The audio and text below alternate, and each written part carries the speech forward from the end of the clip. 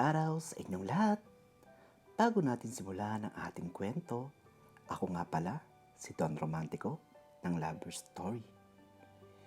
Maaari po kayong magbigay rin ng payo sa ating letter sender o kaya naman ay may gusto kayong ipa-shoutout sa mga taong mahal nyo sa buhay at maririnig nyo ito sa hulihan ng sulat na ating babasahin sa susunod nating kwento. Magandang araw po, Kuya Don, at sa lahat ng inyong taga-subaybay at taga-pakinig. Itago nyo na lang po ako sa pangalang Nicole, 19 years old. Sumulat po ako sa inyo para ibahagi ang aking karanasan at magbigay din ng aral sa inyong mga taga-subaybay. Tatlo po kami, Kuya Don, na magkakapatid. 2 lalaki at ako ang bunso sa pamilya. 2 ang kapatid kong lalaki at ang panganay namin ay may sariling pamilya na din. At ang pangalawa ay isa ng ganap na sundalo dahil nga siguro ang aking ama ay isang retiradong sundalo rin. Papasok na siya sa kanyang eskwela. Nicole, anak, mag-breakfast ka muna bago ka pumasok. Mami, nagmamadali po ako. Pero kumuha siya ng isang pandesal na nilagyan niya ng itlog at uminom ng bahagyang kape. O anak, di mo na ba tatapusin ang pagkain mo? Hindi na po. Pagtatanong ng kanyang ina, sabay halik sa kanyang ama na nagbabasa ng dyaryo. Bye ma'am, bye dad. O ingat ka anak, bili ng kanyang ama. Nakatayo si Sam sa may gate ng school at iniintay niya doon ang girlfriend niyang si Nicole. Maganda si Nicole sa kanyang batang edad ay mistula siyang modelo ng isang shampoo. May maitim at mahabang buhok, may maputi at makinis na balingkinitang katawan at maliliit na biloy sa kanyang kaliwang pisngi. Hi babe, kanina ka pa ba? Pagtatanong ni Nicole sa boyfriend niya. Di naman, saad ni Sam. Happy anniversary, saad ng kanyang boyfriend na si Sam. Sabay halik sa pisngi ng dalaga. Matangkad at gwapo si Sam na isang varsity player ng kanyang school na pinapasukan. Halos 4 years na silang magkarelasyon ng kanyang boyfriend. Pero sa loob ng 4 na taon na naging sila, ay hindi pa kahit minsan nakakapunta si Sam sa bahay ng dalaga dahil napaka-istrikto ng mga magulang nito. Pero inirerespeto iyon ni Sam dahil mahal niya ang dalaga. Paglabas nila ng school, dumaretso na sila sa simbahan na madalas nilang puntahan. Pumili sila ng sampagita at sinabit nila iyon sa imahe ng Santo Niño at sabay sila nanalangin. Kinabukasan ng umaga, nagkasabay sila pumasok ng kanyang best friend na si LJ. Bes, last week na ito ng schooling. Saturday labas naman tayo bago magbakasyon. Di ko alam pero itry namin ni Sam na makapunta. Please, Bes, ang pagmamakaawa ni LJ sa best friend. O sige na nga, ang kulit mo Sabay ngiti at yakap ni LJ kay Nicole. Mukhang may agenda na naman kayo Nasa likod na pala ang boyfriend ni Nicole na si Sam, na kanina pa nag-iintay sa dalaga. Ay, tamang-tama, andito na pala si Sam, saad ni LJ. Bes, Saturday, kita-kits Babus! Bago sila umuwi ng bahay ay dumaan muna sila ulit ng simbahan na nakasanayan na nilang gawin. Tunog ng kampana ang nagpapasigla sa magkasintahan na umaasa sila na doon maghantong ang kanilang pagmamahalan.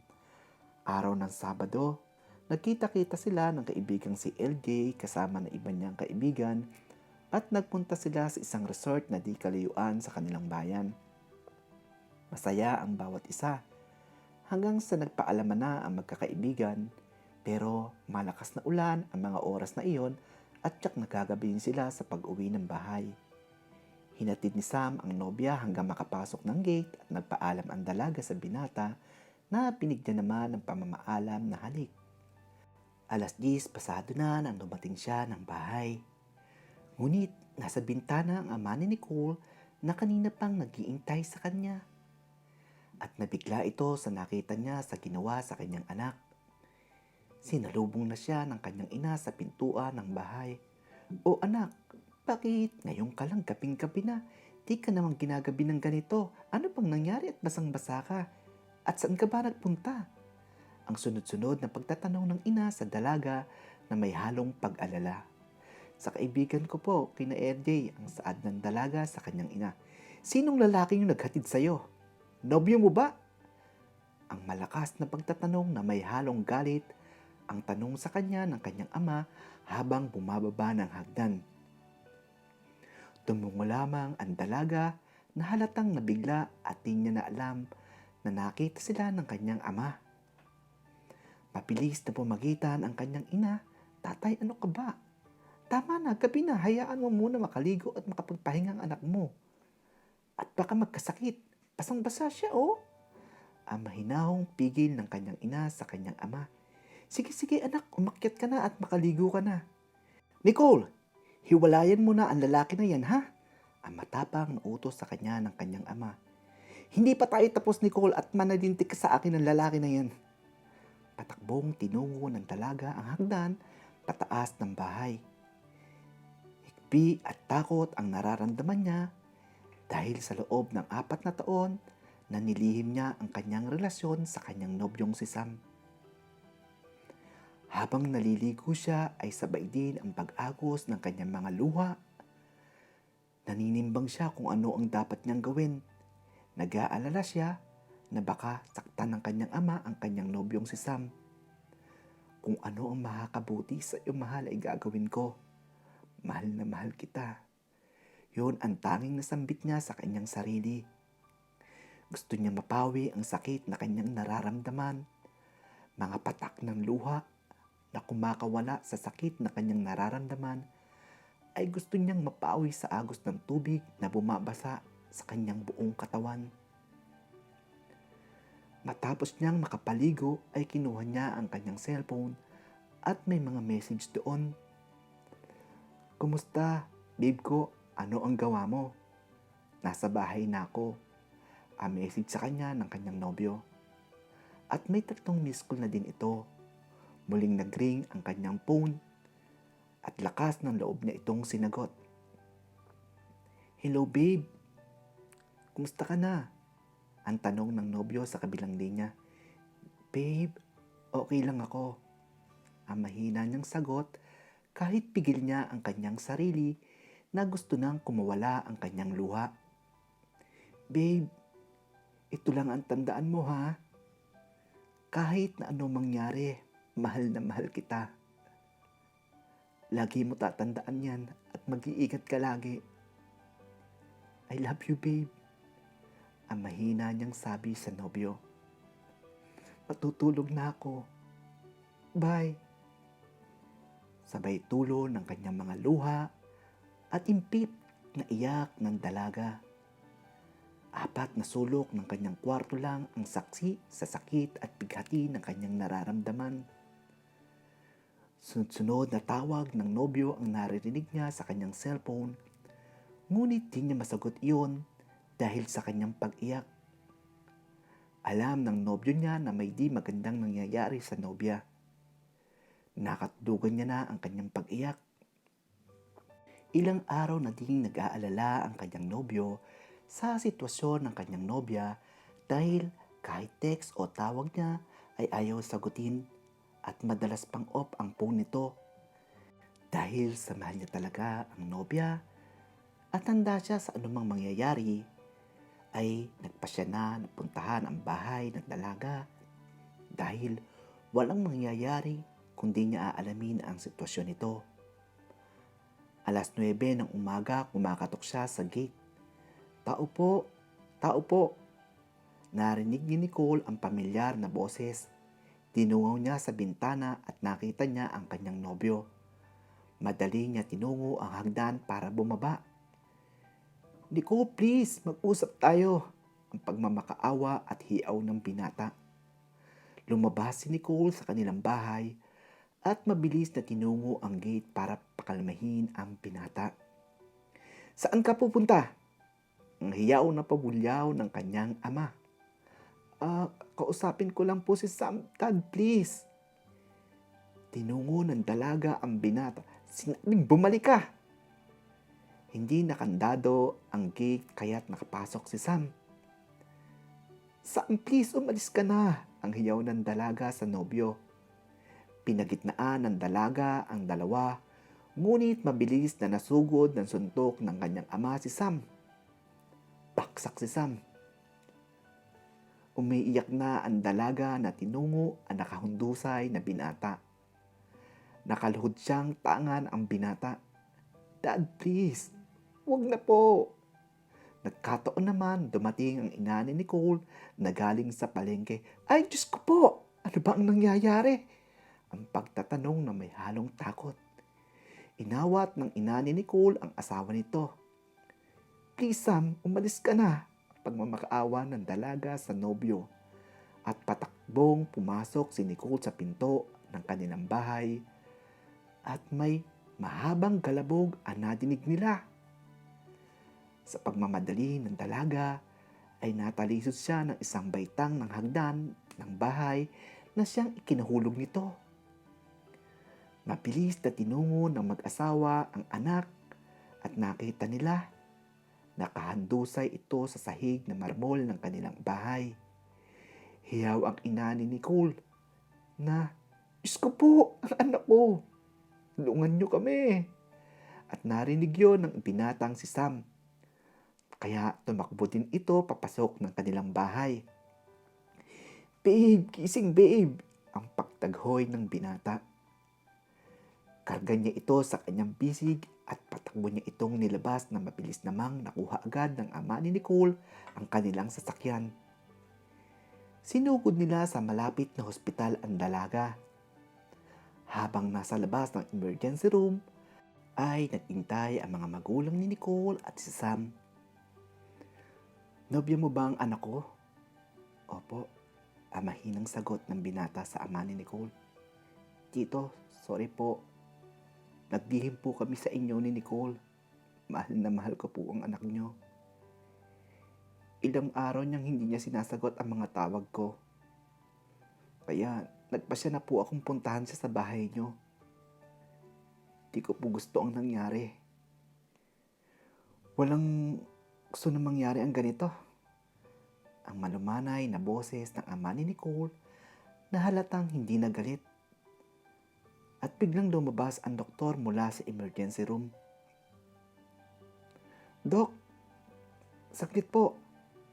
Ang namumutla pa at nanginginig sa takot ng ina ni Nicole. Kaya po ba ang mga magulang ng pasyente? Ligtas na po siya. Pero ang mahinang salita ng doktor. Ano po yung dok? Please, ano po yung please? Ang pagtatanong ng mga magulang ni Nicole. Matindi po ang pagkakabagok ng ulo niya, misis. Kaya nagkaroon siya ng brain damage. Dahil sa pagdurugo ng ilang ugat niya sa ulo ay pansamantalang magkakaroon siya ng pagkalimot o amnesia. Walang kasiguradahan kung kailan ito po babalik. Pero ginagawa po namin ng lahat. Excuse me po. Ang pagtatapos sa salita ng doktor. Tanging luha lang at mahinang taghoy ang marinig sa ina ni Nicole na akbay ng kanyang asawa. Ilang araw at linggo ang nakakalipas, tulak-tulak sa wheelchair ni Sam ang nobyang si Nicole. Dahil nagkaroon ito ng mga bali sa hita sa pagkakadulas sa hagdan. Sa kanilang garden ay pinapaalala niya ang kanilang masasayang nakaraan. At si Nicole ay nakatingin lang sa nobyo na pilit inaalala pero wala sadyang itong naalala kahit ano.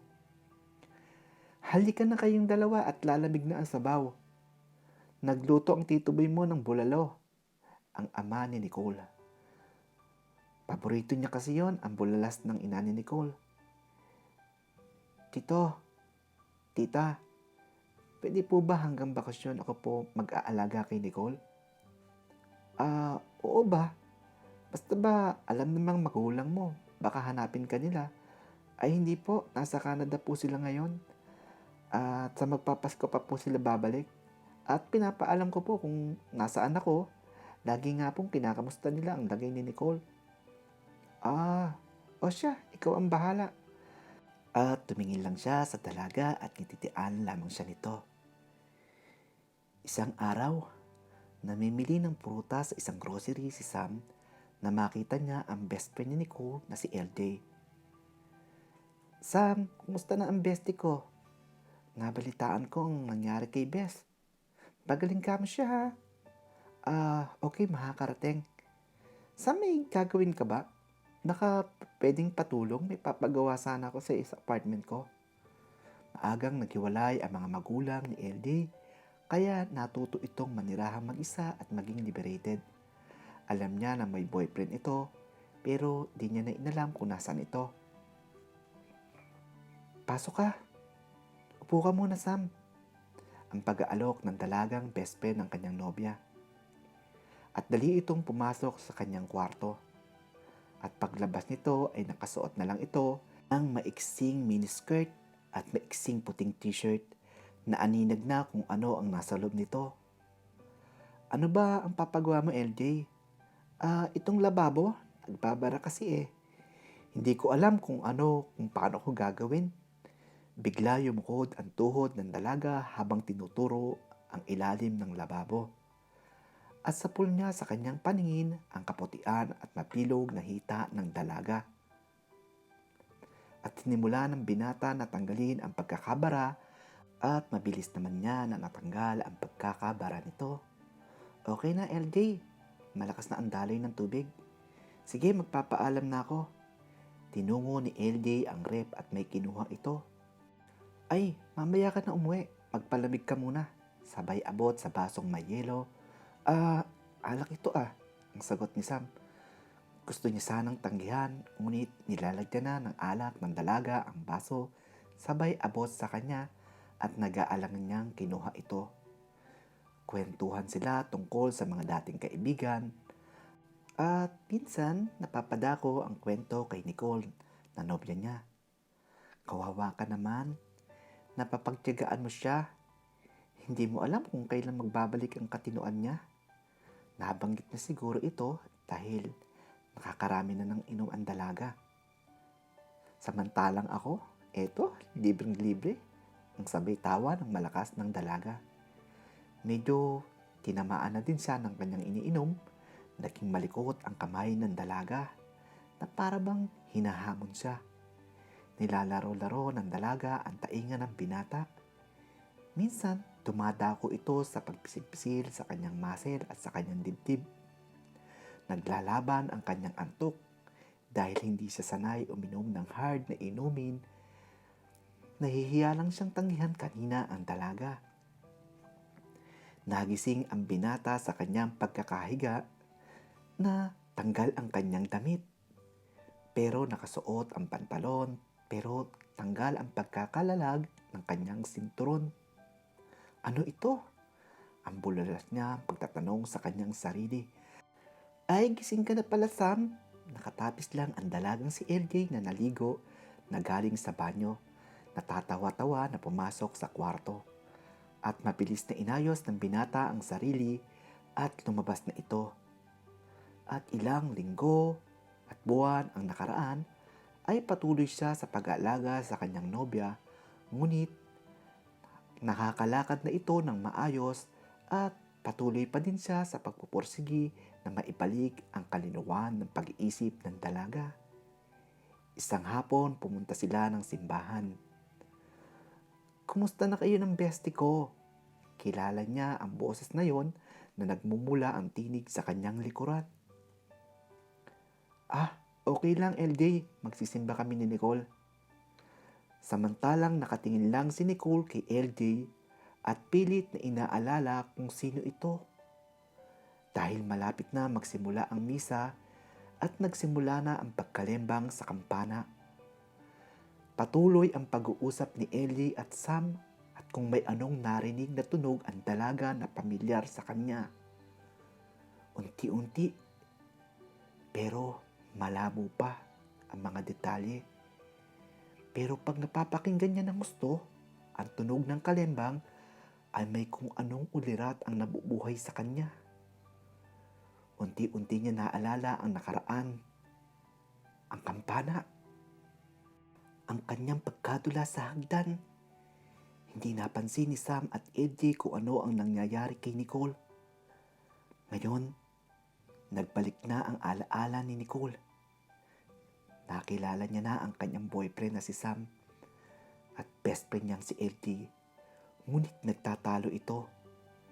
Pinakinggan niya ang kanilang pagtatalo.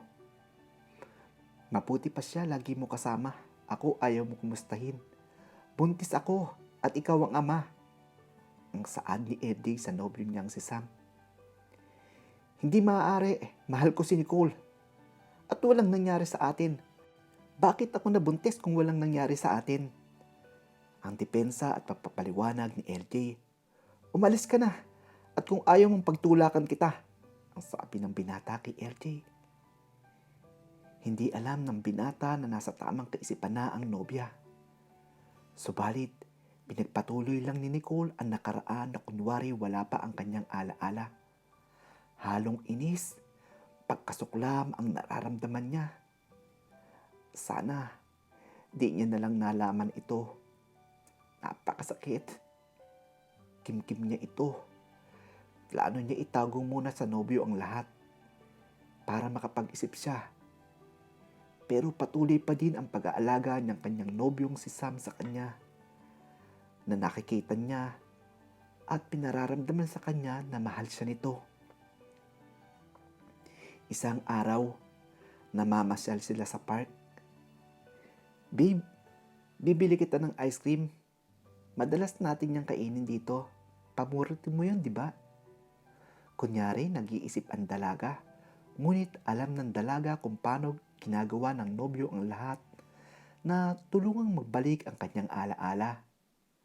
Kaalis lang ni Sam, maya-maya ay nakita niya na ang kanyang best friend na si LJ. Kunyari, di niya kilala ito. Lumapit sa kanya si LJ. Bes, sorry ha. Di ko naman balak gawin ito dahil napasubo ako sa isang sitwasyon. Buntis ako. Ngunit iniwan ako ng hayop na Jake na yon. Na ang tinutukoy ay ang kanyang boyfriend. Hinayaan lang ni Nicole na magsalita ang dalaga. Kunyari, di niya pa maintindihan ang lahat. Bes, alam ko na mali ang gagawin ko. Gusto ko kasing mabigyan responsabeng tatay ang magiging anak ko. Nakita ko kay Sam ang mga katangian na pwede makasama habang buhay. Mahal na mahal ka ni Sam. Bes, pero paano ako? Paano magiging anak ko?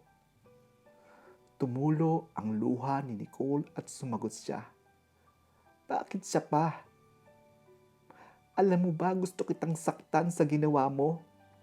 Pero ngayon alam ko na ang lahat at hindi mo makukuha ang boyfriend ko. Napatulala si LJ sa tinuro ng kaibigan. Magaling ka na? Oo, lahat na tinig ko nung kausap mo siya sa simbahan. Sa tunog ng kampana nagbalik ang aking pag-iisip. Pero nang maayos na ang lahat, problema agad ang sumalubong sa akin. Gusto ko na itago muna ito para mapag-aralan ko lahat at napatunayan ko na mahal ko si Sam. At mahal niya din ako. At hindi mo siya maaagaw sa akin. Sorry, Bes. Ang pag-ibig iyak ng dalaga. Akto siyang yayakapin ito pero mabilis niya itong iniwasan. Tumakbong pagkapahiya sa sarili ang nararamdaman ng dalaga, ngunit nakita at narinig lahat ni Sam ang nangyari kanina. Halong paikping iyak at tuwa ang nararamdaman niya ngayon. Okay ka na, babe? Ang pagtatanong ng binata. Dahang-dahang lumapit sa kanya ang dalaga. Salamat ha. Naghalong luha at tuwa. Mga luha ng pinantay ng kahapon na siyang pinatatag ng mga pagsubok sa kanila ng panahon. Mga hikbi at tuwa na siyang nagbigay ng kulay sa isang relasyon. Hatid ng tunog ng kampana na humantong hanggang sa dalawang puso ay nagsumpaan sa harap ng dambana. At ito po ang inyong lingkod, Don Romantico ng Lovers. Story. At sa mga nagpapabati ay sina Mr. Erwin Figueroa at sa kanyang mahal na may bahay na si Miss Lucy Figueroa. Ganon din kay Miss Sweet Abian of France. Paki-subscribe nyo din po ang kanyang channel na Princess Heart. Miss Shea Alarcon at Miss Irene Kuwait ng Hong Kong. Miss Vanessa Antipado ng Taiwan. Mr. Francis Telerba ng UAE. At sa kanyang pagbati sa kanyang kapatid na si Mr. Eddie Telerba na magdaraos ng kaarawan. Mr. Joel Berganyo ng Italy. At sa kaarawan ng aking mahal na asawa sa December 3. Maligayang bati sa inyong lahat. At shoutout din tayo sa To Be Honest YT Team at Kalamay Team. Ito po ang Don TV sa ngalan po ng Don Romantico, Lover Story. Salamat po sa inyong pakikinig.